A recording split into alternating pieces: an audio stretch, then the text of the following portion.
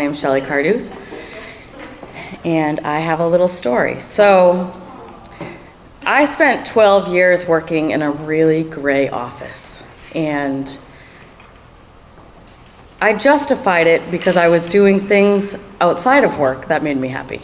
I would go to concerts when I wanted and hang out with friends, and I would volunteer in the community and run events like Soapbox Social, drawing socials at the art museum, arm wrestling events, and really just about anything I wanted. And the fact that I always knew that I only had to work from 8 to 6 every weekday, and then 8 to 12 every Saturday in a golf factory, it was okay because I knew that those were the hours, and I knew that at night that was my time and I could do whatever I wanted. And I spent all that time just working in this office justifying, but I'm doing what I love and I have the schedule so that I know that I can always do what I love.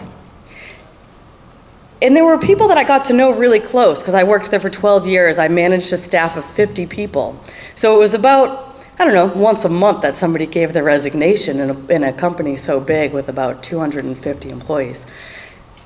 So when it was somebody's last day, it was a big event, and you'd all say bye, but in a way it was a big event, but productivity was really the biggest, important part of life there. Whether it was a snowstorm or, somebody was just had their baby 2 weeks ago, or no matter what it was, productivity was number one. But oh, sorry, bye, I'm gonna miss you, and they would hurry out. And on those days, I would always think, what's that gonna be like for me? Someday that will be me, and I'll walk out. Now, I didn't sit there feeling bad for myself. Like I said, I loved my life, and I justified it. I get a paycheck so I can do what I love to do in my life.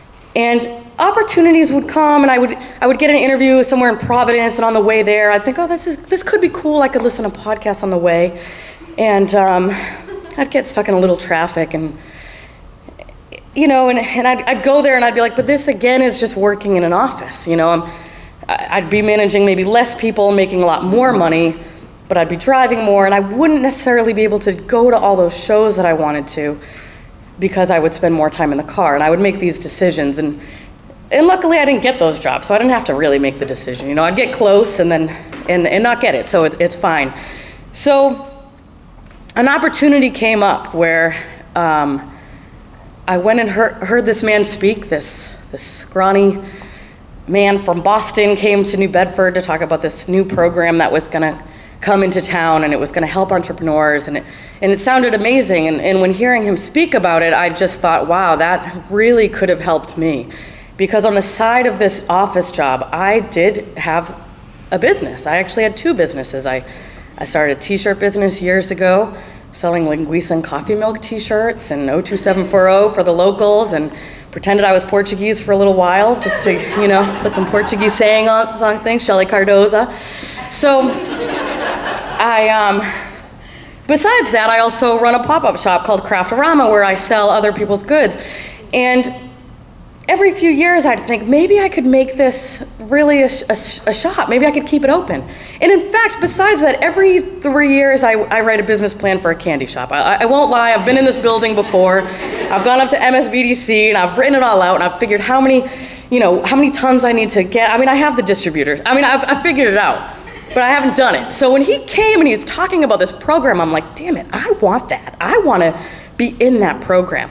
And then when we started talking about it, I'm saying, I can't, I'm not gonna do that, but maybe I could be a mentor or something. Maybe I could help somebody else. I guess I have some experience with business, I'm kind of doing that. And then he started talking about how he'd be looking for some staff in the South Coast. He'd be looking for an executive director and a program manager. And so after the event, I'm all greasy with pizza, and we're all standing around, and he's walking around. I'm a little intimidated, but I'm just like, hey, those jobs? Like, what are those jobs? Yeah. And I don't remember what he said. But the next day I sent him a resume and was like, nice to meet you, here. And he said, okay, we're not hiring yet, but you're ahead of the curve. So months later, I get an email from him that said, hey, maybe we should talk about this. So we met, and I was, super excited. All of a sudden, there was this opportunity to do something that I did care about.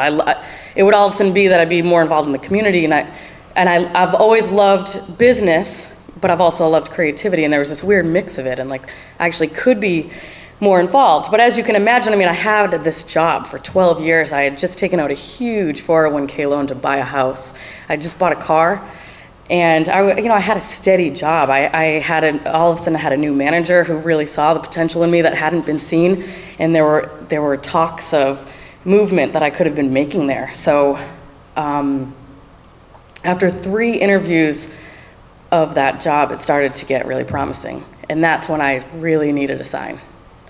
And I talked to my sister, the analytical, practical person in my life, and she said, I don't think you should do that. I think you should stay at the hat factory and pay off that 401k, you know? I don't think you should leave a for-profit business and go to a nonprofit that only has funding for a few years. I mean, you pretty much have like a job 10 minutes away, and I just don't think you should do that. Where all my friends were like, isn't this what you've been waiting for? And people were saying, was this job made for you? Like, this is perfect. But, I was really balancing what am I gonna do? And I would sit at my desk and feel it. I could feel it so much closer. Like, what if that day is gonna come that I'm the one walking out of that door? Like, I've wondered for so long, and what if that's actually gonna happen? So, because I had a lot of time to think about this, I'd first met him in January. He'd emailed me about an interview in June, and all of a sudden it's taking a long time. That's what happens with state funding. So we got to the point where he said, okay, we're really close. And I think I'm gonna hire you, but I do need to speak to 3 references. And I said, okay. And I called a friend, and I texted somebody else, and I got 3 people to say that they would talk to him on the phone. I mean, it's hard these days to find anybody that will answer a freaking phone call. So the fact that I got 3 people that said, I will answer the call, I said, okay, all right. So I'm sitting at my desk, and my heart's pounding, and I start looking at the calendar, and I realize that a long weekend is coming, and I had to give my notice, because if I didn't, I wouldn't be able to start when he wanted me to start. I couldn't wait any longer, and he really told me I pretty much had it. He just had to call these references. So I just said, this is the day. This is that day that I've always waited for. What am I gonna do when I have this day? So I went in and I sat down with my boss, and I was like, oh my God, I have a job, and I'm leaving, and she wanted to talk about it, and I said, I gotta go, I'm busy. I gotta go on this boat, see ya. And I just left, but I texted the scrawny white guy, and I said, hey, if you could tell me like really soon, can you call us references like right away? Because I had to get you said when you wanted me to start, I had to get my notice. If you could just tell me, that would be great. So I didn't tell many more people after that. I kind of teased Dina with the information a little bit about maybe I get to work at Groundwork, but I kept it kind of secret because he had to call those references, and who knew what they were gonna say. So the next day I'm at my desk, and when you get a lot of texts at once when you're like away from your desk, and all of a sudden they just start barreling in. So I get one that says, just kidding, welcome to E4All. And then I'm like, what the hell? And I look at the one before that, and it said, the references went horribly. And I'm like, what the? And so I'm like, oh, I get what he was trying to do. I would have gotten that text first. Thought, oh my God, this is a mess. And then, oh, just kidding. So he says, call me. So I call him, and then I want to tell him that joke worked, because he was obviously like, he planned that. So I'm like, I can't believe you did that to me. And he was like, oh yeah, I thought I was gonna get you. And I said, yeah, okay, I can't believe it. I was like, yeah, so I gave my notice, I'm gonna start in a couple weeks. And he goes, okay, great, I'm so excited. So you have this long weekend coming up. Do you have anything going on? I'm like, no, not really. No, not really. He goes, you're gonna go see some wrestling? And I'm like, yeah, I don't think there's much wrestling. Wait a minute, how do you know that maybe I would have been going to wrestling? And he goes, well, you did give me phone numbers of your friends, right? And he's like, I just thought, I was asking one of your friends some questions. They talked about how you're this like secret wrestling lover, and I thought it was so cool. And we were gonna give you the job anyway, but that like really nailed it. And that to me was the sign that I was making the right decision, that I was not just being hired to do what I wanted to do, but by somebody that was totally cool with all my weird quirks, and that I probably was secretly gonna go to a wrestling show that weekend. Thank you.